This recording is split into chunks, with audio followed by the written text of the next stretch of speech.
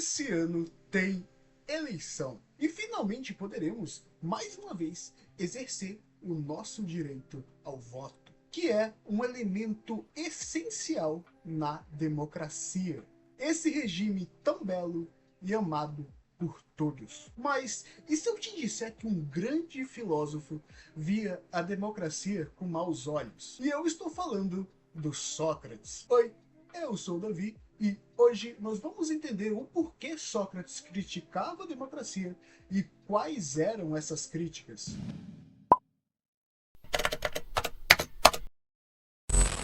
Sócrates dispensa apresentações, mas se você quiser saber um pouco mais sobre ele, eu já fiz um vídeo contando um pouco da trajetória dele. Está aqui no card. Hoje nós vamos focar na relação nada amigável entre Sócrates e a democracia. É até estranho imaginar que o pai da filosofia tinha um pé atrás com a democracia, visto que também é uma criação grega. É preciso lembrar que a democracia ela surge em Atenas em 510 a.C.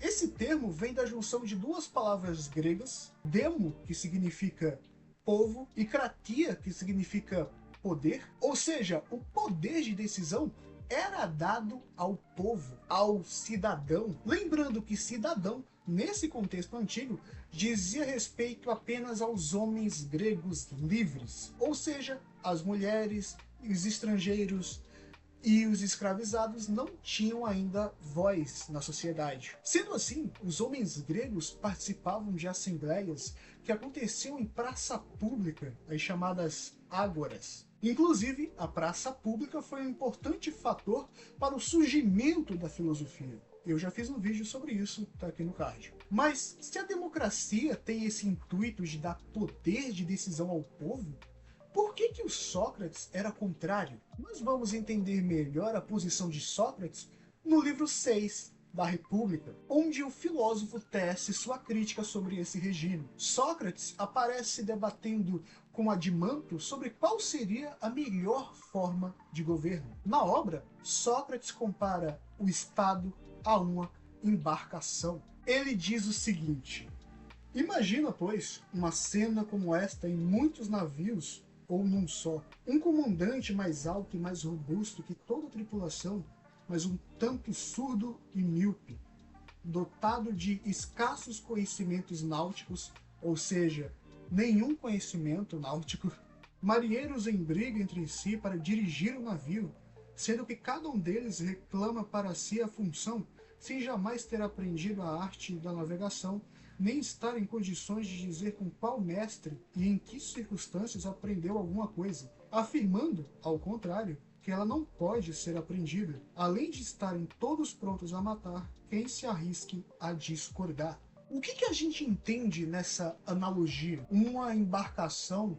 lotada de pessoas sem pudor, briguentas, sanguinárias, sem conhecimento algum da arte da navegação, mas que mesmo assim querem assumir o comando de um navio. Vocês acham que esse navio teria uma viagem tranquila? Muito difícil, com certeza não. Ao apresentar a analogia, Sócrates levanta uma questão. Se isso viesse a acontecer no navio, você não acha que um verdadeiro comandante seria chamado pela tripulação de nave reduzida a tal estado de lunático, falastrão e inútil? Em outras palavras, essa tripulação está tão enfervescida que mesmo que tivesse um comandante preparado naquele navio, ele seria inútil, justamente porque todos esses marinheiros não dariam valor para ele. E provavelmente ele não seria escolhido para guiar a embarcação. Esta é a razão pela qual não é fácil que o comportamento melhor seja apreciado por aquele que se comporta do modo exatamente oposto. E é aqui que você entende o fundamento da crítica de Sócrates. A democracia pode até dar poder de escolha ao povo, mas para Sócrates, o povo não é capaz de escolher as pessoas mais preparadas para o cargo. O povo vai escolher aquele com o qual ele se identifica mais. Um povo bárbaro vai escolher um governante bárbaro, mesmo que isso os guie para o abismo. Sócrates enxergava o ato de votar de uma forma diferente. Enquanto a democracia trazia o voto como um direito inato ao ser humano, Sócrates defendia o voto como uma habilidade que deveria ser aprendida e treinada e sempre aperfeiçoada. Dar um direito tão importante para um povo sem capacitá-lo para usar é o último degrau para a tirania. O que Sócrates temia era que a democracia se corrompesse em demagogia, que no caso é uma espécie de manipulação das massas, onde os candidatos se utilizam de belos discursos e promessas irreais para conquistar o povo, obtendo poder e influência política. Ainda bem que isso não acontece atualmente, não é? E é aí que mora o perigo. A própria Atenas passou por isso com um político, Alcibíades, um homem extremamente ambicioso que tinha uma retórica maravilhosa, o que mascarava seus discursos e promessas vazias. Suas decisões levaram Atenas para diversos problemas, incluindo uma expedição militar na Sicília que deu muito errado. O próprio Sócrates sofreu com essa questão. Não vamos esquecer que ele foi julgado e condenado à morte por envenenamento, acusado de corromper os jovens de Atenas e de não acreditar nos deuses da cidade. Inclusive, no futuro, eu vou fazer um vídeo sobre o julgamento de Sócrates. O júri era composto por 500 pessoas, e isso revela o perigo de permitir que pessoas sem formação adequada decidissem sobre questões tão sérias. Com essa ideia de que candidatos podem se utilizar de discursos que manipulem nossos desejos, Sócrates pede que imaginemos o debate entre um vendedor de doces e um médico.